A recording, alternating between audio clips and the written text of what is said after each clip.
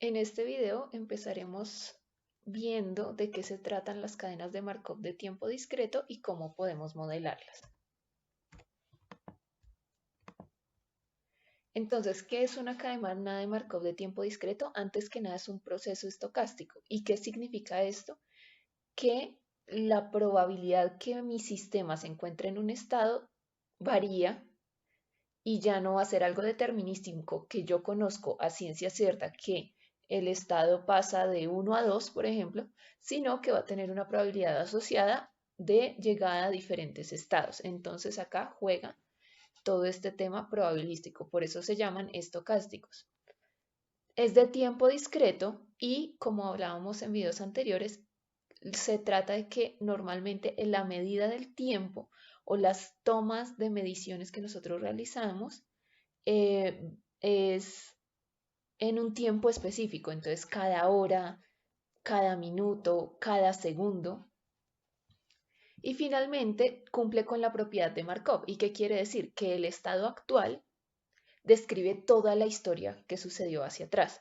Entonces, si yo hoy sé que está nublado, puedo definir la probabilidad que mañana esté soleado, nublado, lloviendo, simplemente con saber que hoy está nublado, sin importarme si ayer estuvo soleado, si anteayer estuvo lloviendo y así sucesivamente. Entonces, en términos matemáticos, ¿qué nos dice esta propiedad de Markov? Nos dice que solo se requiere conocer el estado actual para describir la probabilidad de que el sistema se encuentre en otro estado en el futuro. Entonces, acá tenemos la descripción matemática. ¿Y qué significa esto? Que la probabilidad que en el momento n más 1 el estado tome un valor de j, dado que en n tomó un valor de i y en n-1 tomó otro valor y así hasta el inicio de las mediciones, es igual a la probabilidad que en el estado n más 1, en el tiempo n más 1, el estado tome un valor de j, dado que en el tiempo n tomó un valor de i. Y esta probabilidad la vamos a llamar probabilidad de transición de un paso de la cadena de Markov de tiempo en el tiempo n. Ahora bien, ¿cómo se trabajan normalmente estos sistemas?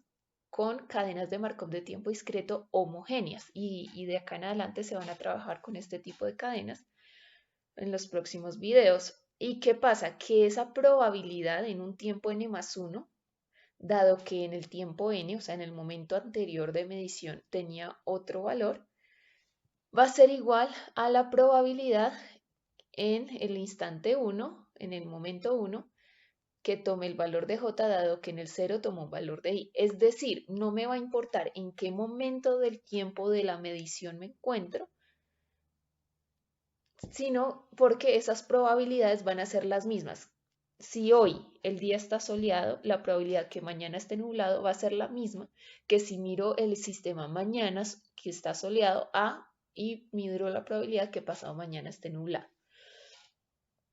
Entonces, esto es lo que nos dice que para todo n, la probabilidad que en el instante n más 1 el sistema tome un valor de j, dado que en el instante n toma un valor de i, va a ser igual a la probabilidad que en el momento 1 tome un valor de j, dado que en el momento 0 toma un valor de i. Y esto se va a manejar con una notación reducida que llamaremos p y j,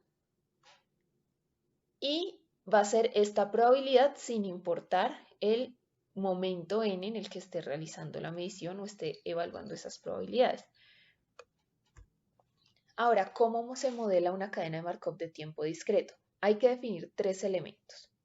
El primero es la variable de estado, que describe aquello que se desea modelar y debe escribirse de la siguiente forma. Sea x de t, t mayor o igual a 0 una cadena de Markov de tiempo discreto, donde x de t representa, y acá escribimos lo que estemos midiendo o lo que estemos modelando, al finalizar los periodos de medición, el día, el minuto, el segundo, t. Luego también manejamos el espacio de estados, que corresponde a todos los posibles valores que puede tomar la variable de estado. Y entonces para el ejemplo del clima será soleado, nublado, lluvioso, y se representa con la S igual y los estados dentro de corchetes. Y finalmente hacemos uso de la matriz de transición o un diagrama de transición.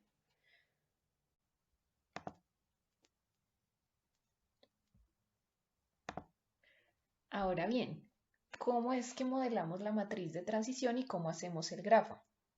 Entonces, la matriz de transición o de probabilidades de transición muestra en esta parte los estados iniciales y en esta parte los estados de llegada.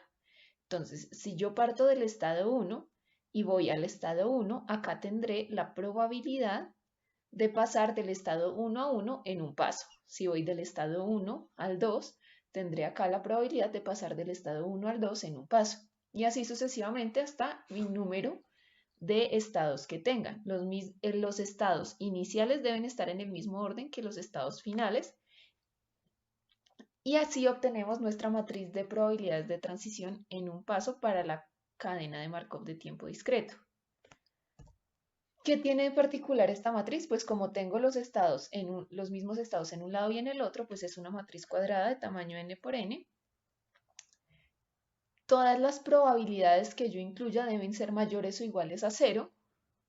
Y la suma de las filas de esta matriz, la suma de cada fila, entonces P11 más P12 más P13 y así hasta P1n debe ser igual a 1 y así en cada una de las filas.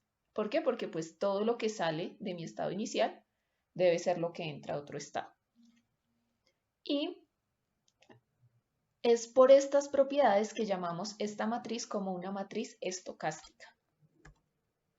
Ahora bien, ¿qué es un diagrama de transición? Pues es otra representación de estos saltos o estas probabilidades donde nuestros nodos serán los estados que tenemos en el sistema. Para este ejemplo tenemos IJK y las flechitas representan las probabilidades positivas, o sea, diferentes a 0, de ir del estado I a otro estado. Entonces, por ejemplo, acá tendríamos que la probabilidad de ir de I a J es PIJ, de I a I es PI. Y ya con esto terminaría este video.